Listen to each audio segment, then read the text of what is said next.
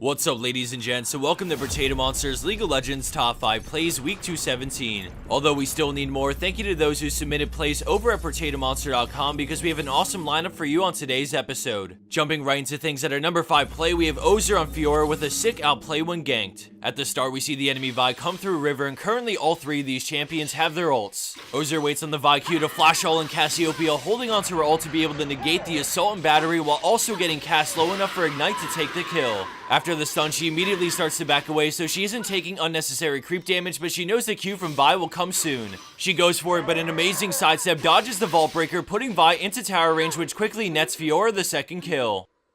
Landing in at our number 4 spot is Noose with a pretty sweet play on Jinx thanks to quick thinking synergy with her duo. We see the enemy Nasus waiting, and then Janus Tornado hits, pushing them back with a Flash Monsoon, but instantly Jinx puts down the chompers and takes off, rounding the corner to meet Thresh's Lantern as he runs the opposite direction, and then Thresh flashes mid-lantern to get them even further away. They double ult to finish Jinx, but Thresh blocks and then puts up the box, surprising the enemy Janna with a good chunk of damage so the Rocket can finish her off while they escape. Our next play from Stromovsky on Nidalee takes us to a high elo teamfight breaking out in the top lane. As she hustles over to get there, we see Lucian trying to keep them interested because Nidalee's flanking to attack them from the side. The enemy team is trying to fall back to their base, but Nidalee chucks the spear and goes in, forcing the flash as Sion ults to close the gap on Draven. They all move in to finish him and then turn their attention to Nautilus, bursting him as well, but we see the fight start to turn as backup for the enemy team has arrived. Nidalee decides to get some space so she doesn't get popped and then repositions, looking for a good angle to hit Ahri instead of the tanks. The spear connects, but Ahri flashes away, so Nidalee waits patiently until the timing is right for her flash WQ to pick up the kill on Ahri. They jump on Nidalee, but she W's and somehow lines up a spear onto Maokai, which allows her to chunk him with the execute damage from her Q. Things have now boiled down to a 1v1 as Rek'Sai burrows to try and catch her, but she gets away, forcing him to retreat, but he eventually gets hunted down by Nidalee for the ace. Great positioning allowed Nidalee to kill the champions that mattered, eventually starving the enemy team of damage so her team could win the fight.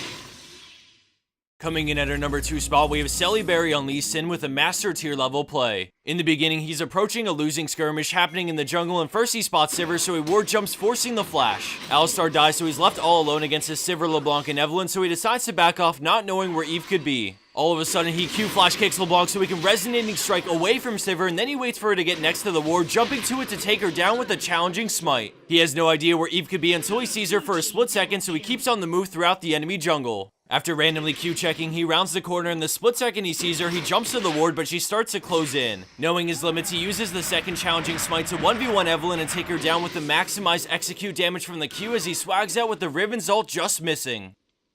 And for our number 1 pro play for this week, we have Remake Binyu on Sion with a completely game-changing play in ranked 5s. Noticing a massive wave built up in the top lane for the enemy team, he decides to hide in the brush, knowing they'll eventually rotate for the tower. All 5 players on blue team start to show up to move in with the creep wave, but Sion continues to stay hidden as 2 of his teammates come to help defend. With his shield up, he channels his Q, chopping down for the 4-man knockup into his ult and follow-up shockwave from Orianna to instantly crush 2 enemies within the wombo. As the fight clears up, we see Nami get out with low health, but an exhaust onto Maokai, followed by another charged up Q from Sion as enough CC to condemn Maokai as his team leaves him behind. They continue chasing aggressively to take down the tree because their teammate Nunu was doing Dragon during that fight, and now they're thinking Baron. Despite it being a 3v5 and they were behind by 6k in gold, you couldn't ask for a better setup thanks to Sion, but let's jump back into the play because the enemy team doesn't want to give this up. Nashor drops super low, but Nidalee chucks a spear and goes for the steal, but the friendly Nunu secures Baron, and then the second team fight begins. Nidalee goes down instantly, and they turn onto Maokai to try and peel for Kog'Maw, but he flashes to safety as his team takes down Maokai. Although they got a couple of kills, the enemy team start to clean up a little bit, but overall they trade pretty evenly in the second team fight, but Sion and friends took Baron, so it was totally worth. Talk about a turning point in a very close game that was 20 minutes in with only 5 deaths in the entire match. Everything from the idea to hide in the brush to the confidence they could pull off that wombo 3v5 while behind so far is astonishing. So bravo RMK42 because this is a beastly comeback and also a fantastic ending. And for the bonus clip of the week, we have a throwback clip from Wushu on Wukong with a nail-biting Nexus save in Earth mode. While that's playing, I wanted to plug PotatoMonster.com one more time because we just completely remodeled the site and we need your submission, so now's a great time to go check it out for yourself. Lastly, before heading out, I wanted to do a skill cap giveaway of 5 free accounts to get back to all of you lovely people who support us and our sponsors. All you have to do to enter the giveaway is to drop me a comment down below detailing the single greatest learning experience or realization you've ever had in League. It doesn't necessarily need to be be a guide or a website, but it could also be that moment where things just clicked and you found your groove.